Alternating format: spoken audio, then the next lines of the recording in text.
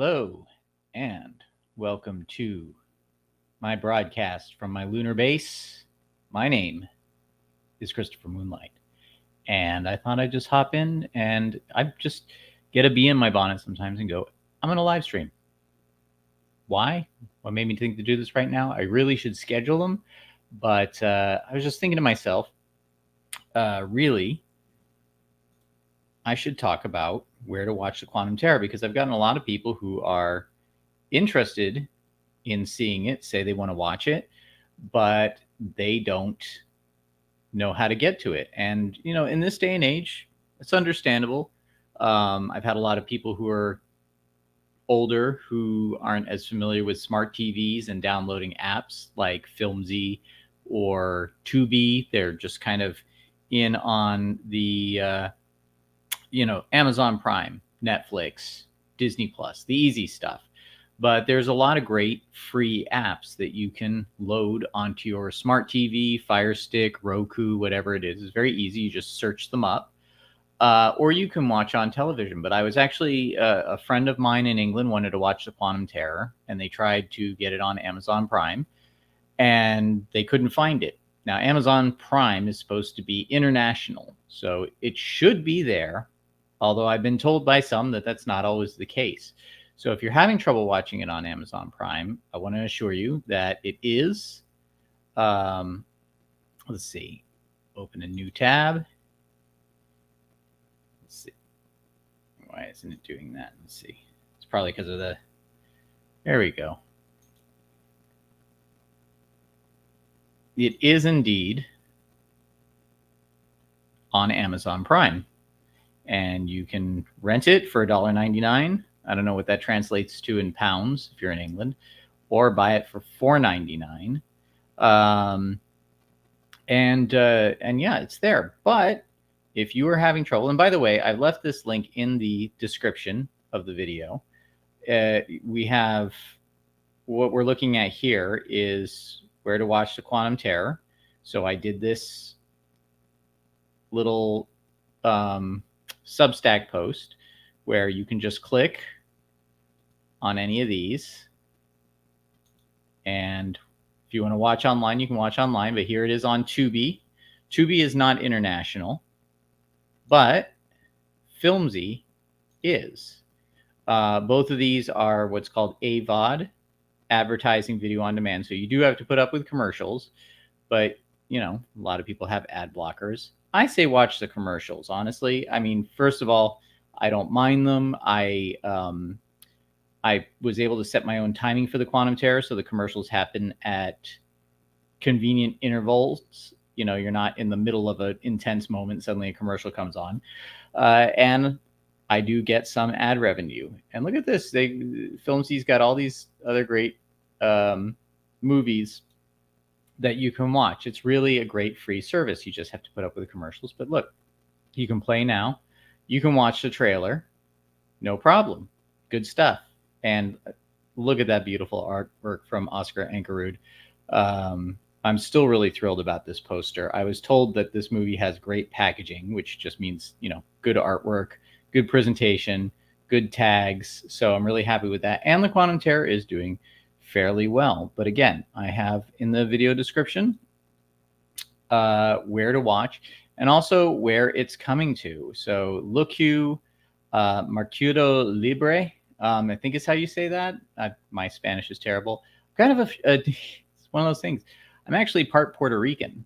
I have Spanish-speaking members of my family. They just never bothered to teach me Spanish.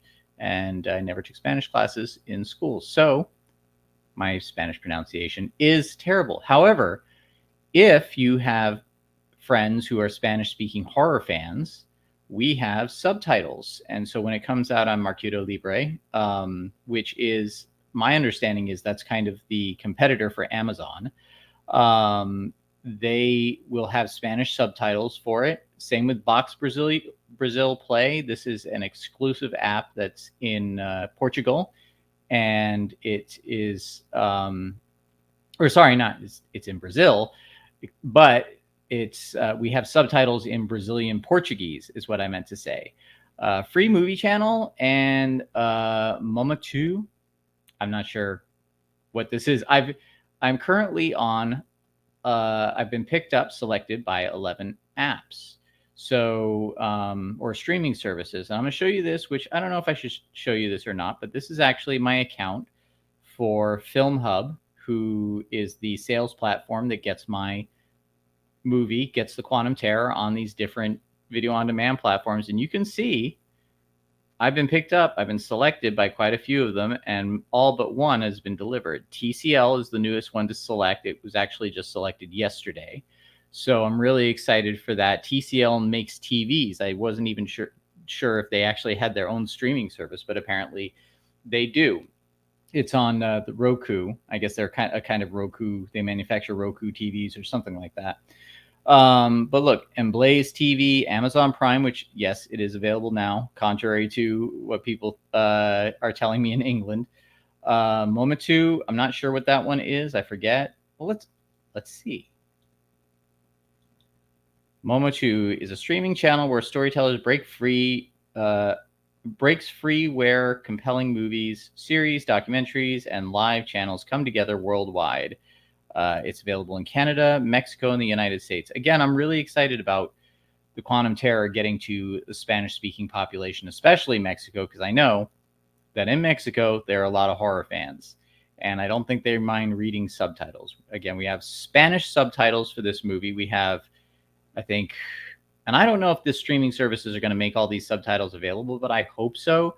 We've got Spanish, Brazilian Portuguese, French, German, Japanese, South Korean, and of course, English subtitles as well. I feel like I'm missing one, actually. I think we had 7 different languages aside from English.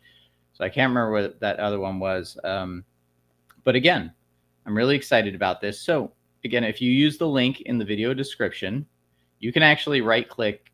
And like I said, it's not going to be available on LookQ at the moment, or LookQ, maybe is how you say it. But it'll take you to the website if you're interested in signing up and then watching it on any of these on-demand channels. And it looks like they've got some good stuff on here. Beatles, I love the Beatles. Change the day you die. I don't know what the day I die is going to be, which good, because I don't want to know. But if I could change it, I would move that puppy back. So anyway, this link will give you those. And again, this is where you watch it on Filmzy, you watch it on Tubi, or you watch it on Amazon Prime right now. And I'm really excited about that. Let's see. I can see I've got some people watching. So if you have any comments or questions, please let me know. And again, just to reiterate, this is all the video on demand, TCL, Emblaze TV, Amazon Prime Video, Momentu, I think that sounds French to me. LookQ, Mercado Libre, if I'm butchering the Spanish pronunciation of that, I apologize. Tubi, Box Brazil Play, Filmzy, UDU Digital is free movie channel. Zumo already played the Quantum Terror and dropped it after just a little bit of time. Hey, Scribe, there you are.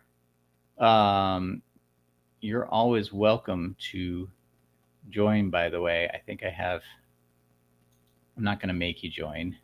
I always feel like I say, here's a link, and then people feel awkwardly obligated. But just in case, again, don't feel obligated. Let's get back to, I just lost the tab. Okay, there we go. If you were doing another film within the same universe as Quantum Terror, what would it be about? I have several ideas.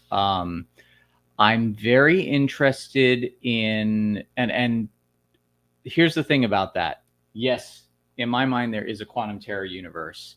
Oh, hi, Stormy. Stormy's here. I'm very interested in human interaction with these entities, maybe in the form of biblically accurate angels. I'm also kind of interested in what kind of villains would come up in this universe. And Scribe is here. Welcome to the show, Scribe Light. Thanks for joining me, Scribe. How you doing? I felt awkwardly obligated to show up for some reason. In logging in, I didn't get to hear your answer to the question. Sorry. Oh no, that's fine because I was just kind of starting. If you hear a snorting, sneezing sound, that is Uh-huh. Stormy, who has come to nurse on my thumb and also has sinus Oh, problems. oh, poor Pooty Tat. Poor Pooty Tat. Yes, we got quite a few of them around. Today I was on a live stream with Pop Culture Minefield. They were doing UFO stuff, Mm-hmm. and Mr. Spock climbed in my lap and started nuzzling my face, and then just like clamped down with his teeth on my chin right here. Right after Gary said, because he was just nuzzling my face, and Gary joked about me being attacked by a tiny panther, and then suddenly he just clamped in, and I was like, self-fulfilling prophecies. When you mess around with that UFO stuff, anything can happen. Vampire Kitty. Yes, I did a long time ago. I used to do a goth comic. This is like in the late '90s, early 2000s. Called The Black Lipstick Curse. I used to publish it in zines. And I did a story making fun of the Anne Rice, lovingly making fun of the Anne Rice Vampire Chronicles, because I really do love them, called I Am the Vampire Cat, based off the opening line of Lestat, which was I am the vampire Lestat. And it was all about the problems of having a vampire kitty and having to when the cat tries to curl up with you in the coffin, and it was fun. It was a fun little story.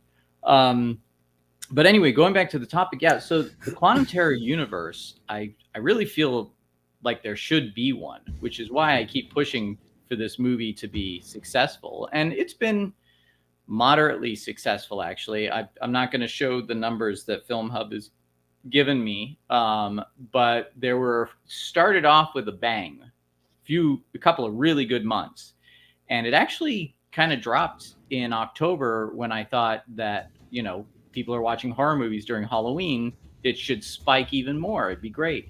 But then I realized that everybody is actually looking to watch the classics during Halloween.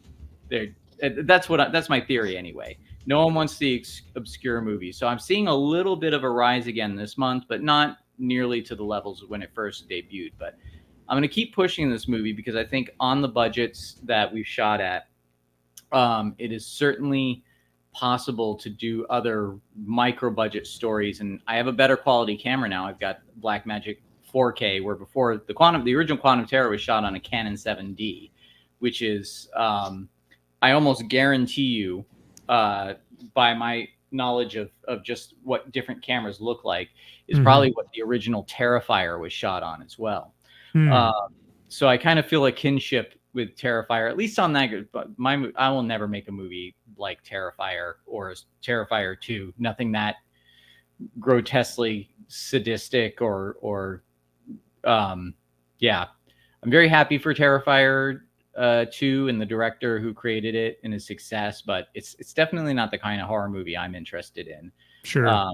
That's not a slight on him, but I mean, I don't mind a bit of gore if it's in service of the story, but just to do mean-spirited things to upset your audience is that's not why I do horror.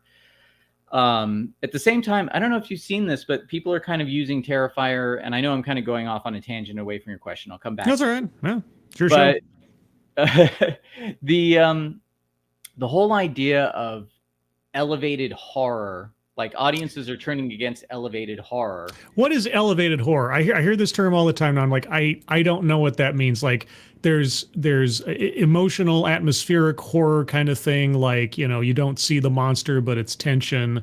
And then there's gore. And then, I mean, so what exactly is the definition of elevated horror? Well, elevated horror kind of is a new term. It's probably a marketing term to start. And it kind of refers to horror movies like The Witch or what's another one? The Dollhouse one, the lady that makes miniatures, Hereditary. So artsy, pretentious horror. yeah. But it's like movies like The Shining and The Exorcist, I'm starting to see get lumped into that, like,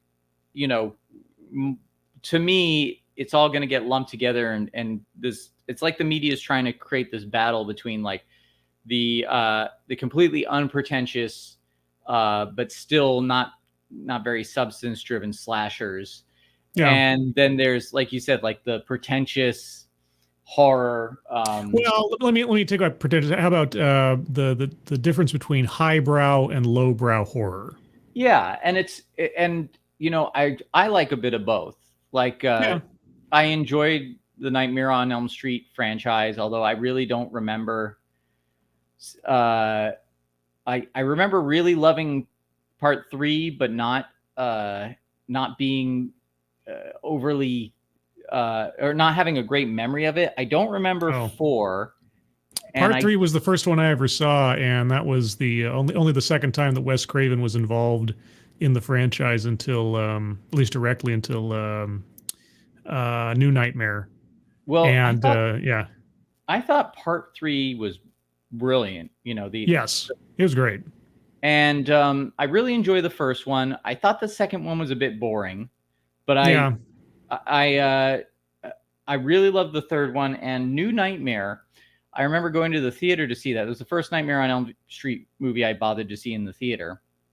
And I remember really loving it. And every time I've watched it, including the time in the theater, I went with a couple of friends, and one of my friends was just laughing hysterically through the whole thing, going, "This is so stupid." And I'm going like, I'm really liking this. Mm-hmm. And I know that you, when you did your writer's workshop with Script Doctor and who else did you do it with? There was someone else with you. Tom Connors from Midnight's Edge. Okay. So when you did that, you guys were going off of that.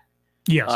Trying to build off of that, which was a lot of fun, by the way. And if anyone, I don't think anyone's watching right now, but if anyone subsequently watches this and are interested in what we're talking about, go to Scribe's channel and watch that, because first of all, there's a great love for New Nightmare, which I do think is a great movie in there. But just as a writing workshop, I thought it was a lot of fun, very educational and exciting watching you guys brainstorm.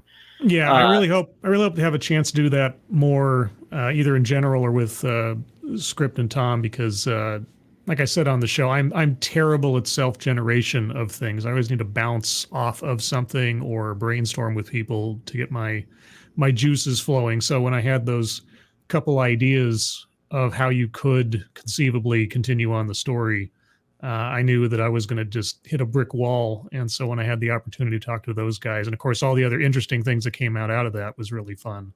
And I like doing that just as a mental exercise, even if it doesn't actually produce anything, just for imagination's sake. Well, I also think it makes for great live stream content. It's not just, you know, sometimes live stream can turn into, you know, just people kind of talking about random things and not really staying focused. Mm-hmm. Speaking of which, I should, you know, we were talking about elevated horror, and, you know, I think that there's a balance, because definitely, and I think I've said this to you before, like, Midsummer, that would be considered elevated horror, but in my mind, that's just, you know, me screaming at the screen the whole time. Just dump that weepy biatch. just like she's just like the worst girlfriend ever, and I'm supposed to sympathize with this character, you know. So I think the elevated horror can also kind of get lumped in with just what I call these days, this doesn't really roll off the tongue, but hijacked horror, or grievance horror, where people are kind of, you know, they're promising a horror movie, but they're really there to turn the movie into a lecture. And I feel like Midsummer was that. It's like you're supposed to be lectured. You're supposed to be shown that this guy is really insensitive to this girlfriend in her time of need. And I'm just sitting here thinking, like, she's just throwing her problems at everyone's feet. And it's just like, why am I supposed to feel sorry for her? And I know that the writers throw all these awful things that happen to her, but at the same time, it's like the poor guy. Like, his only mistake was not breaking up with her at the beginning of the film. Similar to, I don't know if you saw the most recent Hellraiser they just put out onto Hulu or whatever. But you did watch that? Oh yeah, oh yeah. I mean, I've seen every Hellraiser movie to this point, good, bad, or otherwise. And so when the new one came, I was like, okay, I'll give it a shot. Uh, your protagonist doesn't have to be likable in necessarily, but they have to be relatable. And that Yeah. was one of the biggest problems I had with that movie, amongst a few other things. Uh, but yeah, elevated horror. I mean, so elevated horror basically is you're far more cerebral in the kind of atmosphere and dread that you're creating versus it just being splash and clash blood. Yeah. But then each movie, so you can put it in a general category of slasher movie versus sort of high end like Babadook or like Hereditary or something where it's much more emotional. Even though Babadook was sort of it was symbolic of something, it was representing something, but it didn't feel like a lecture.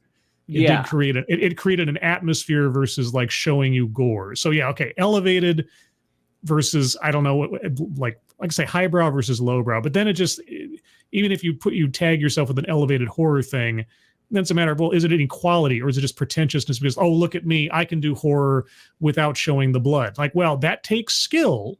I'm not saying it's not possible. His Shining did it. Hereditary did it to a certain extent. Oculus did it to a great extent. But to find the balance, if you can find, I think that's what Nightmare on Elm Street 3 had in a way. It had a balance between atmospheric, psychological, and the gore because it just had just enough of setting things up and making it creepy, scary, uncomfortable, but it didn't just use the gore. And I think that's why Elm Street 3 sticks out to me, and Elm Street 1, even though there was a lot of gore in that. But you look back on it, the body count really wasn't that heavy. I think we're both 1 and 3 are successful. And same as you, it's been a long time since I saw 3, but I was young when I saw 3. And I remember very distinctly what it was about that movie that really resonated with me. It was, and most slasher films are just dedicated to like, let's see how we can kill this person. Every time one of those characters died, I was upset. I hoped that they would find a way out. Yeah, that was a great thing about 3 is that each one of the characters, the teenagers in the hospital, each one of them represented or embodied a archetype of being a teenager. You had the nerdy kid who was the outsider because he liked nerdy things and people thought he was a dork and everything. You had the girl who was kind of a punk and kind of emo. Like anybody watching that movie, and especially the demographic that it was aimed at, could relate in some way to either one or several of the characters on that very sort of visceral basis. And so you got to like the characters. That's the other thing, too. You have to care about the characters, even the ones you don't like. You have to care about them.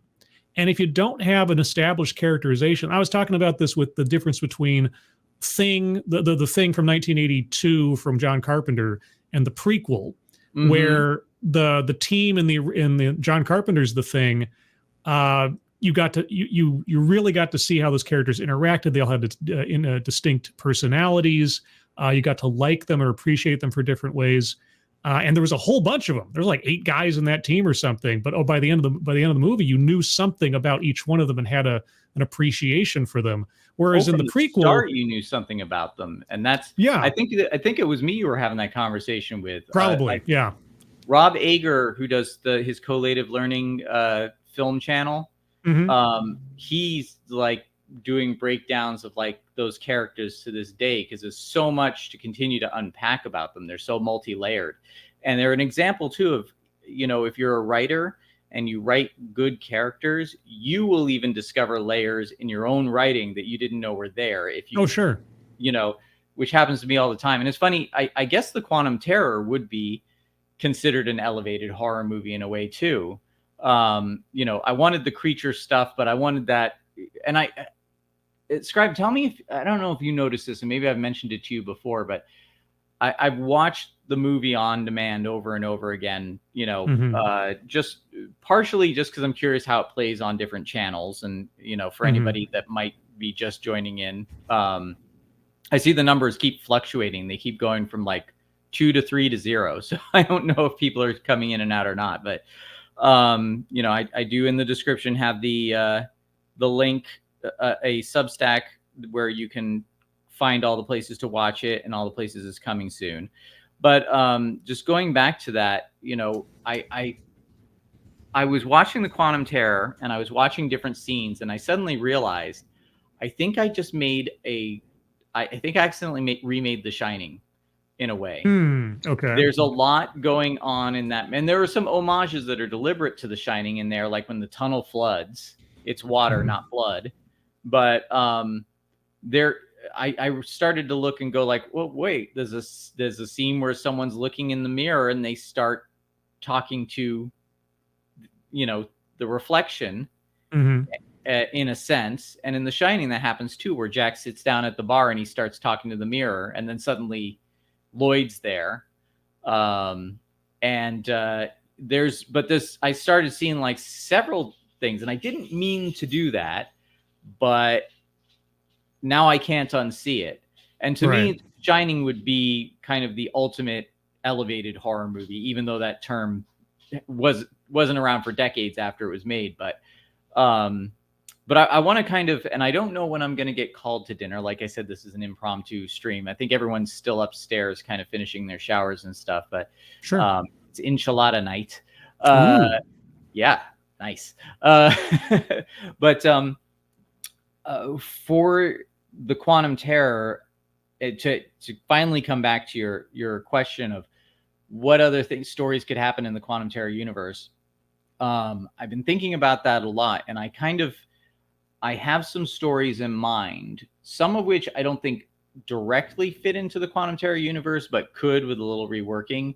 These are all kind of just like rough ideas, but you know, there's one is a small gang of weird people who maybe had some encounter with what's in that tunnel at some point and came back as kind of like this gang of Lovecraftian villains that terrorize people, and maybe there's someone else who has enough knowledge of the occult to battle them, and that, you know, that might be something like bring it out of the tunnels though, and bring it into our world. And maybe the idea is that whatever has been opened up in these tunnels is spreading underground, or you know, kind of like the Upside Down is spreading in season 2 of Stranger Things, but, you know, its influence is being more and more felt throughout the world.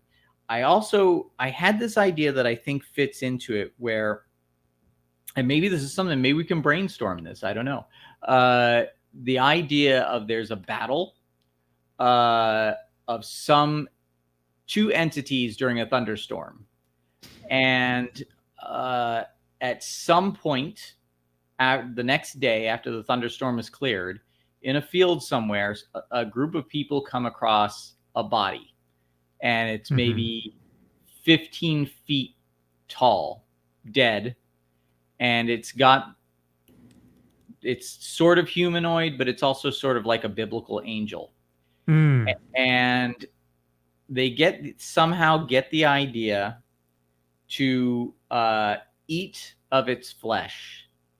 And then what happens when they do that but I don't know what happens. It might open up other realms. I've been kind of diving back into, for the Pop Culture Minefield Tuesdays morning coffee, when I was on there, my power went out in the middle of it, so I was gone from it for a bit, and Das Wolfen and Martin had to kind of keep things going until the power came back on and I managed to log back in. But I've been watching Guillermo del Toro's Cabinet of Curiosities. Yeah, I've seen all those now. I've seen 4 of them, I think, now, and I kind of think they're a bit abysmal, unfortunately.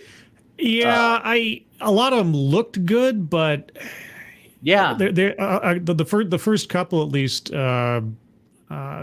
they felt like unsatisfying. I mean, they were short stories. At least the first one was based on a short story by Guillermo del Toro, and it felt like an unsatisfying short story. Like the twist, like I don't want to. Well, not spoilers for anybody, but Spoilers. Yeah, let's yeah, spoil it because I the want to talk one about this. yeah, so the first one with Tim Blake Nelson, where he's that's taking place in I think the 80s or the 90s or something. He's like a Vietnam veteran, and The Gulf War is just starting. Was it the Gulf War? That's what it is, the Gulf War. Yeah. But anyway, he's a veteran, and he's buying up these storage locker things of mystery stuff and selling it off. He's very acerbic, etc.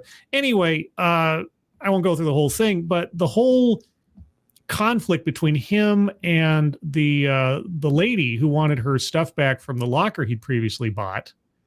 She had no idea that he was being chased by something. All she knew that he was locked in the building, and somehow but first off, she waited around the entire day from daylight to darkness to what, maybe come across him because he might have come back at that time. And then he wants to get out of the building as the monster's chasing him, but then she'll just stand there and say no, as though if she had somehow been involved in the whole ritual, or if the locker had been hers, because she wasn't talking about the one that he was cleaning out that he found all the occult stuff in. That wasn't her locker. She talked about something that had happened like one that he had sold weeks ago or something. Yeah. So anyone that's listening that hasn't seen it, it's storage units. It's like Storage Wars where you buy it in an auction, and hers got accidentally sold, and he wouldn't let her back in. And he's supposed to be like this, like white nationalist, like racist guy who just, for some reason, says, "Why don't you speak English?" Even though she is speaking English. It's like right. It's really over the top straw man, alt-right stereotype. Yeah. But there was no the problem with that one was there was no connection between the lady and the events that were taking place, and so her leaving him to his fate meant nothing because she couldn't know. Yeah, and that could have been solved with just a little bit of editing to suggest maybe the demon inside had like gotten some influence over her. Well, either had some influence over her, or the storage unit that he was selling off had been hers. Yeah. And that she had some kind of connection to what was happening there. And if she had come to warn him, like if her first encounter with him was to say, "There's some stuff for my family in there. It's very important to me. And I don't think you should be having it." And he was trying to warn him away without telling him, and he was all offensive to her and everything, then maybe I could see there being some sort of like smug revenge going on. But since there was no connection between her and the items and his fate, her leaving him to be eaten by the monster, just like, why is that even there? What purpose was her character except to show off that he's a jerk? Okay, he's a jerk, but he's also a pragmatic jerk. He's just selling stuff off, whatever. Anyway. Yeah, I mean, and the story problems go deeper than that still. I mean, sure. The fact of the matter is that we spend a lot of time on that. Really her gist is she just wants some photos back, and he's not willing to do that. And so it's and then he discovers the occult stuff, and then suddenly he's in a shop with this woman who happens to know all about what he found and is excited, and has a buyer who happens to know all about. Just happens to. It's not introduced in any way at the beginning of the film. And I was saying this, I was talking about writing yesterday to one of the actors I work with, Matt Blackwell, and I was talking about Chekhov's gun. And I'm like, in writing, everything is Chekhov's gun. You don't put anything in the story that isn't going to factor in later on at some point. Instead, they just kind of bring stuff up as they conveniently need it. So suddenly, we need someone who knows about these books. We need a buyer for these books who's going to take them back to this storage unit that turns out to have a false wall and goes way back. Somehow the storage unit goes back for like... By the end of it, I felt like this was a first or second draft. This did not feel like a completed, polished story. It felt like something that was either very rushed. Yeah, and that is just, again, we're spoiling the hell out of this, but they find this demon lying within this circle, and the guy's like, it's a demon. It's a shriveled body with a demon inside, and you can see where the face was. There's tentacles moving around, and there's all this powdered circle, to keep it contained. And this guy just like goes, "There's the book," because there's one book he's going to get $300,000 for. He's like, there's the book. And the guy's like, no. And the guy's just like, yeah, whatever. And he walks past the demon and kicks the sand for the containment circle, releasing the demon and getting them killed. It's like, Yeah. There's no way, no matter how cynical or surly this guy is, that he's not going to be at least somewhat in awe and fear of the fact that they just walked into a room with a demon. He's not just going to plow through to grab the book. As the guy's going, don't do this stuff, it'll kill us. And then the guy just stands there and lets it eat him. It was just ridiculous and silly. Yeah, and if the thing in the middle of the circle had been something otherwise mundane, I could maybe see that character not caring because he was so blasé.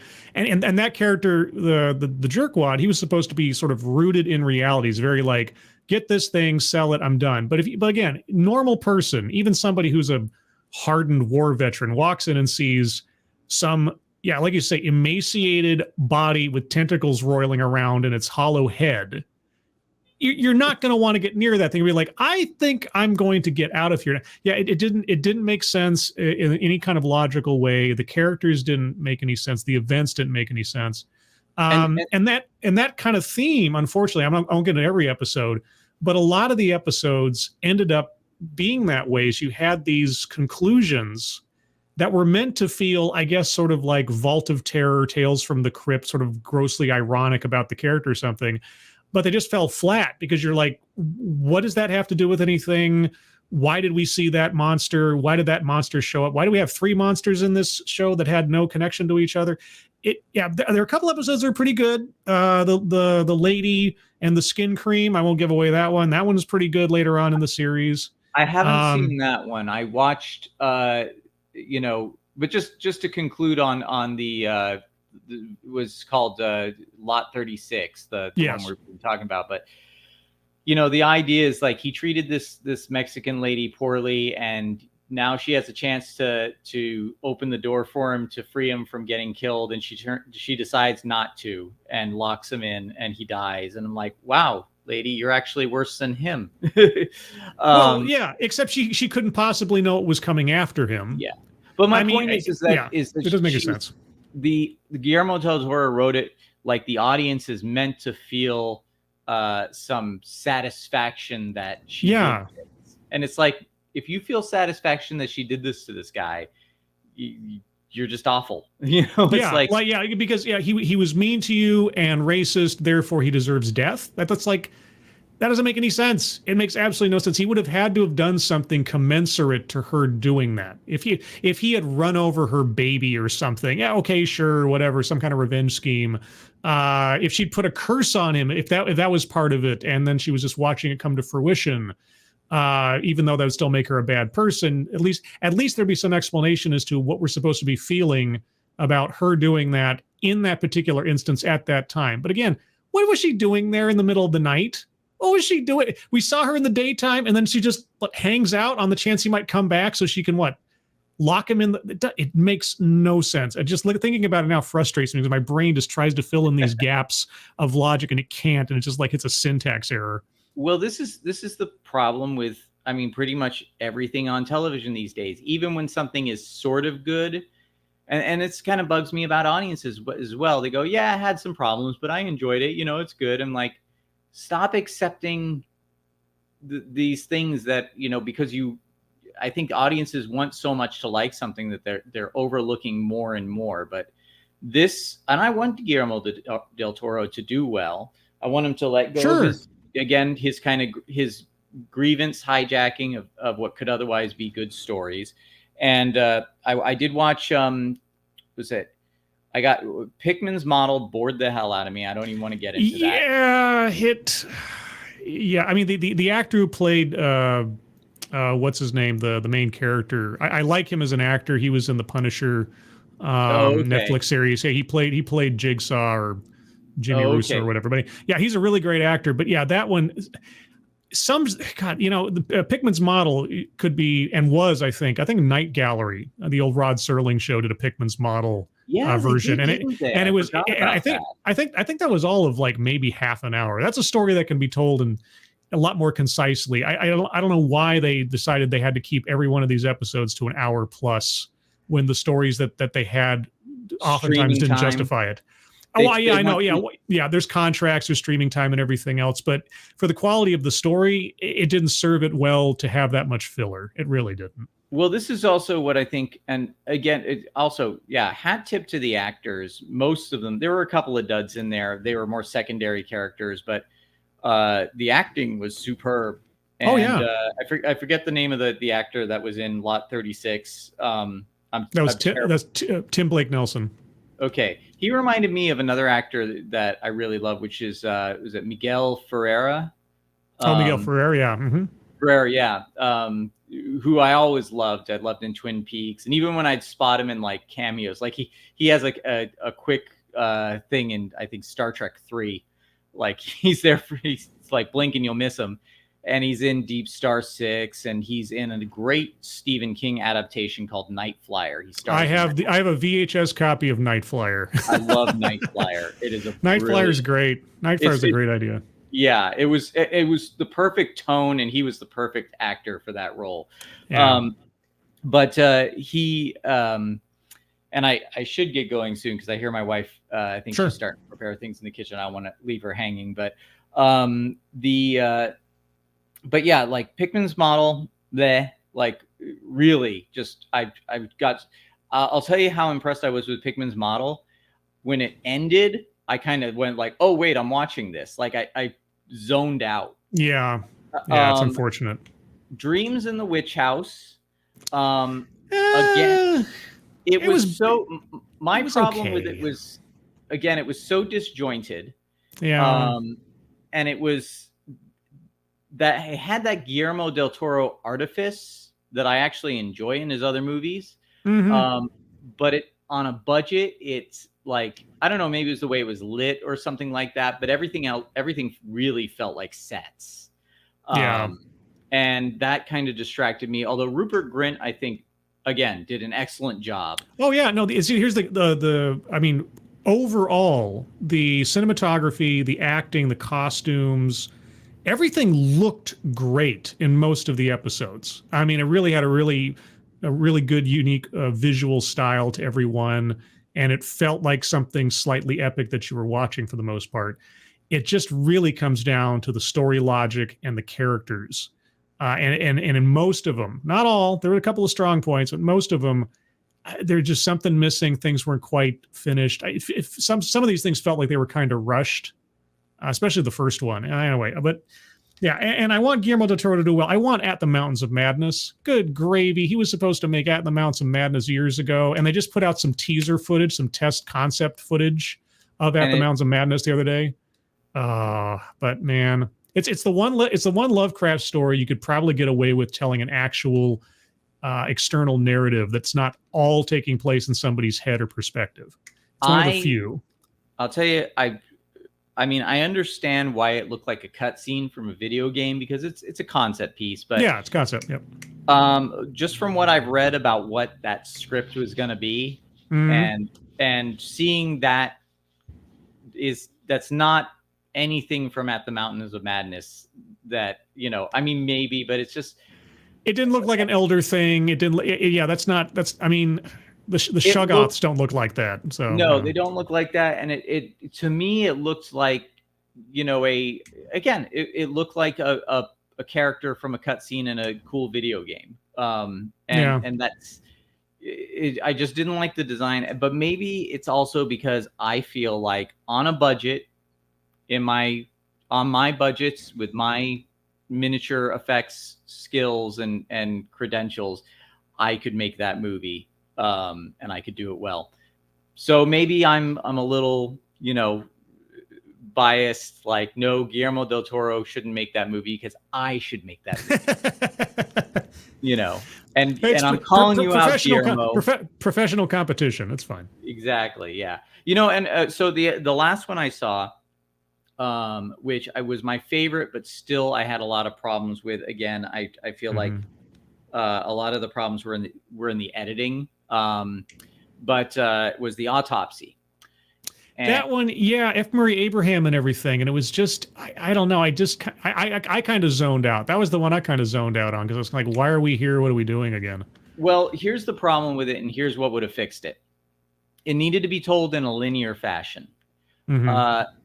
I feel like they maybe forgot to shoot some scenes, because you notice it jumps around in time and it's stitched together by Yeah. huge chunks of exposition, uh, overlaid as voiceover, and it doesn't surprise even the surprise of this alien creature is still in this dead body, and it makes the zombie body get up, and the idea that the coroner is got cancer, so he's really got nothing to lose by sacrificing himself to trap and destroy this alien, and he outsmarts it. I mean, it's like the creature, as he's taking over the mortician, is explaining why and how he's taking him over.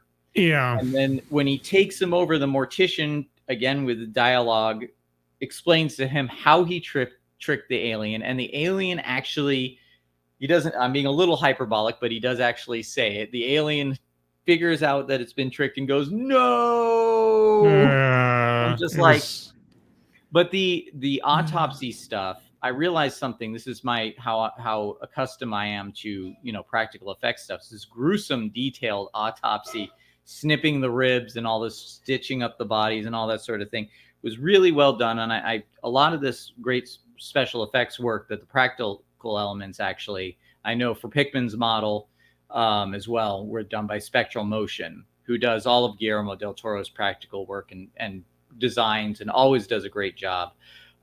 So I think this is the frustrating thing. There's a lot of great talent behind these things, acting and effects and design and all that.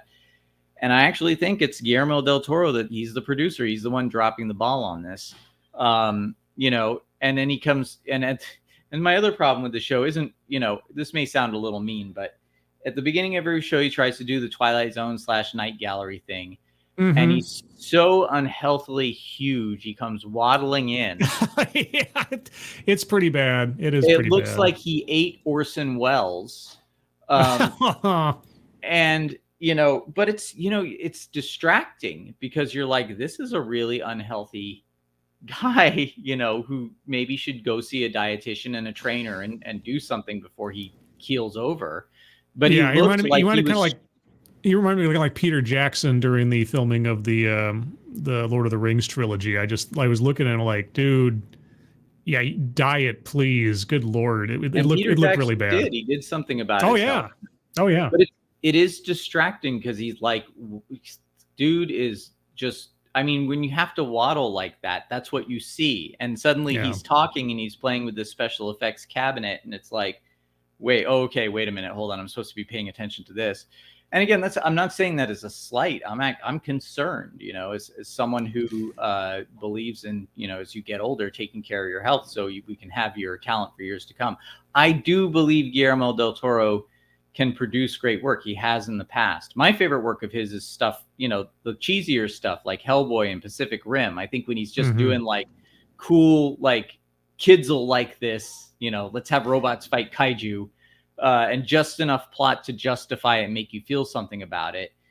I think he overthinks these things. But yeah, he's a talented guy, but he doesn't have the sort of conversational charisma of a Hitchcock or a Rod Serling to present a show like that. And so, yeah, that was a bit odd. I mean, heck, even the Ray Bradbury Theater, when Ray Bradbury was narrating the openings to those things, he had a certain way of speaking and relaying things that sounded very warm and inviting, even though he was getting ready to give you something creepy going on.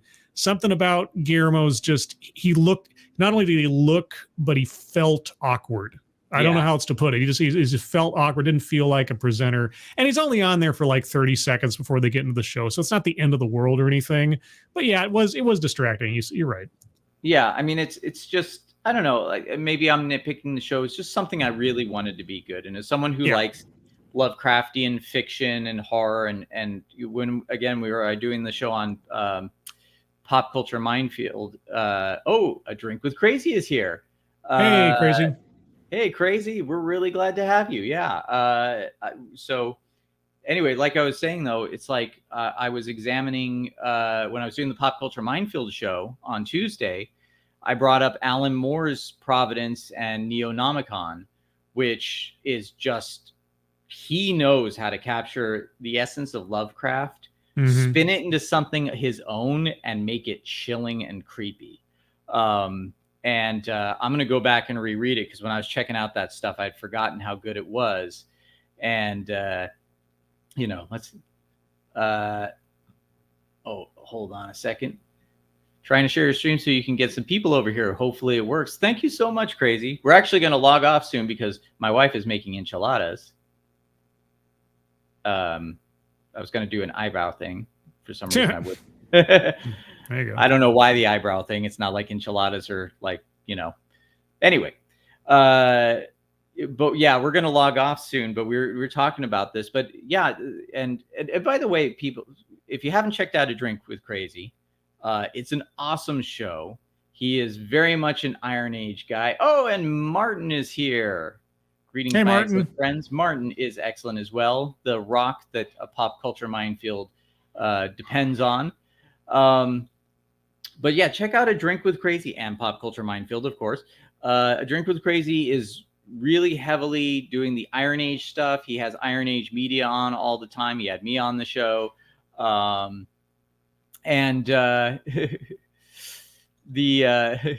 crap, got late. Thank you, Martin. Martin's awesome. I love that guy. Yeah, we really want to support the Iron Age stuff. I'm into that. So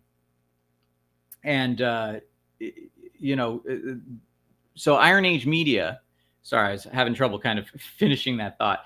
Iron Age Media will do writing prompts, and then they'll post short stories as well. So I think that's a really good thing to do. And for you guys, if you're just joining us, Scribe and I were talking about, where the Quantum Terror universe might go. And I was talking about a story idea I had. I really don't know where it's going to go, but maybe, I don't know, maybe Scribe and I will try and flesh this out some other time of finding a biblical angel dead in a field that has died in some sort of battle the night before during a lightning storm. It's got, multiple eyes in its wings, and maybe it doesn't have a human head, and people find it, and what happens, what kind of creepy alternate dimension stuff happens when they find it. Could be anything.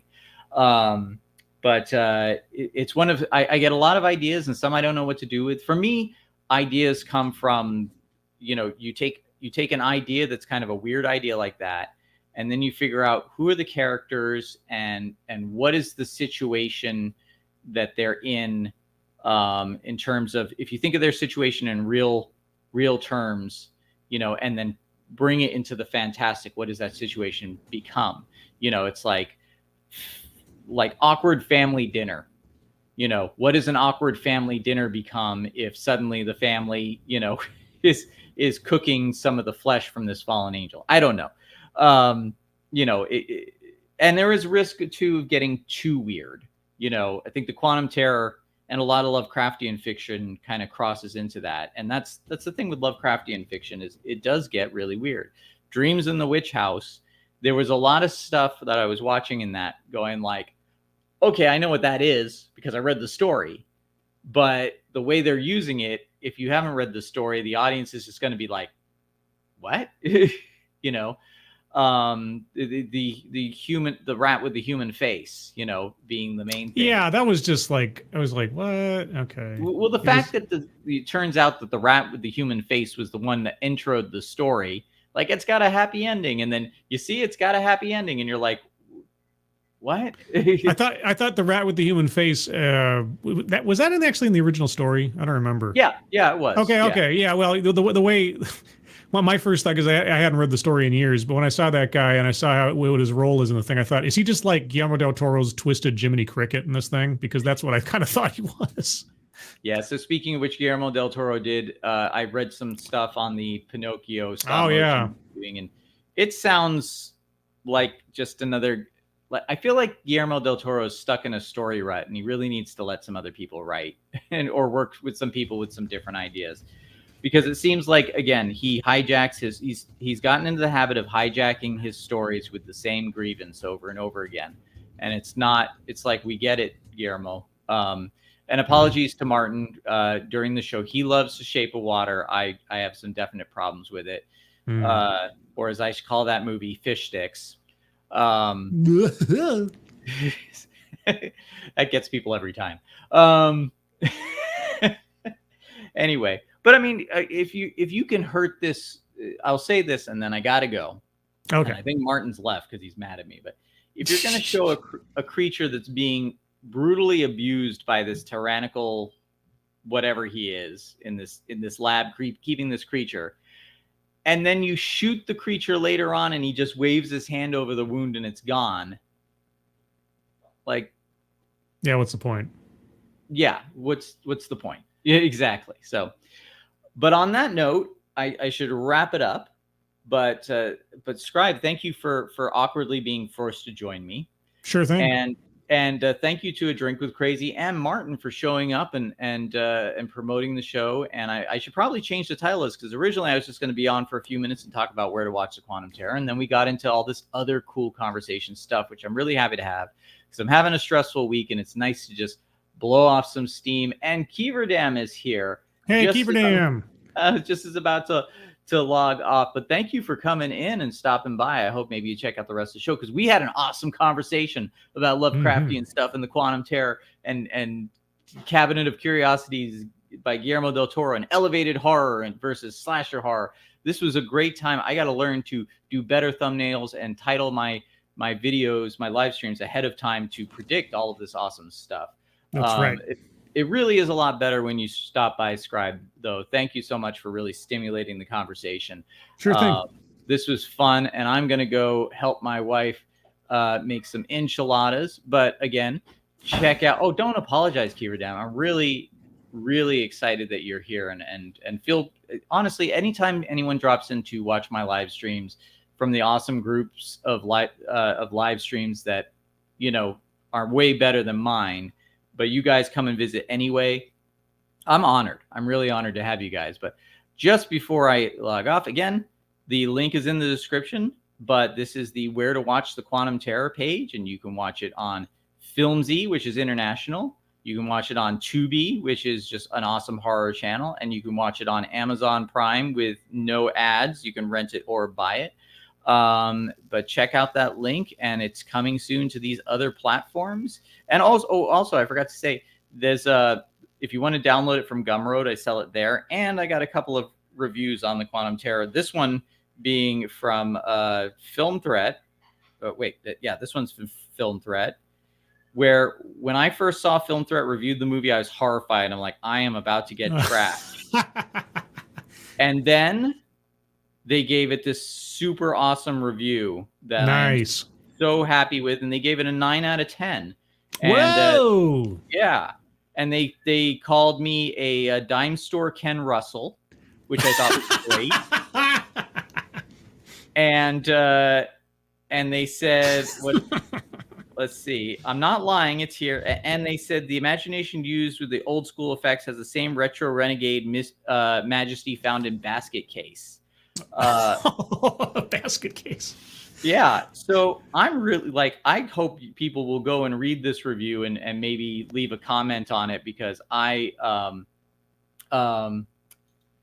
was over the moon because I thought I was about to get trashed. Yeah.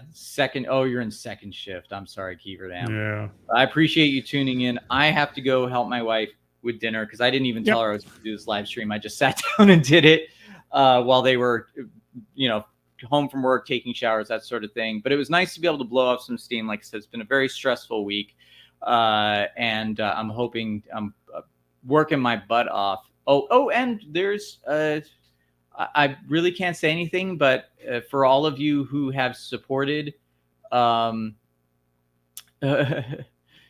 Overscribe's Home. Huh? What? I don't know. I don't understand. But there is, I had my failed Escape from Planet Omega 12 Indiegogo. I did shift over to Subscribe Star. I am on Subscribe Star.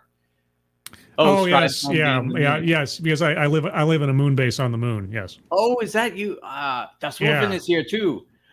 This is great. Right as we're wrapping up, I've been saying I'm broadcasting from my lunar base too. I didn't. I think I subconsciously stole that bit from you because I'm Christopher Moonlight. So why No. wouldn't I be on a lunar base? Oh We're no. neighbors. But okay, that's yes. I get the joke now. I'm sorry. But thank you for Das Wolfen for being here as well. He's my Hey, man. Wolfen. He's great. He's hosting Morning Coffee on Fridays, and he is going to be on Friday talking about. We're going to hopefully I'll be there too. Is talking about Lloyd Kaufman and Roger Corman. And, Joe's Atmospheres had a stream right now. Yes, they were talking about Simply Irresistible. What's that singer? Robert Palmer. Robert Palmer. They're talking about Robert Palmer. Yeah. I know nothing about Robert Palmer, so I wasn't going to join that conversation. But Okay, enchiladas, dude. Focus. Enchiladas. enchiladas, yes. But I was just going to say, I can't say it yet, but there is news about Escape from Planet Omega 12. It is definitely happening in 2023, and that's all I can say. Okay. So we're good. All right. Thank you, everybody, again for joining. And Scribe, thank you again. This was fun. I'm going to go help with enchiladas. So have a good night, everyone. Bye, everybody. Bye. Oops. I'm doing this wrong. So hold on. End broadcast. I hit the wrong button. I'm so good at this live stream thing.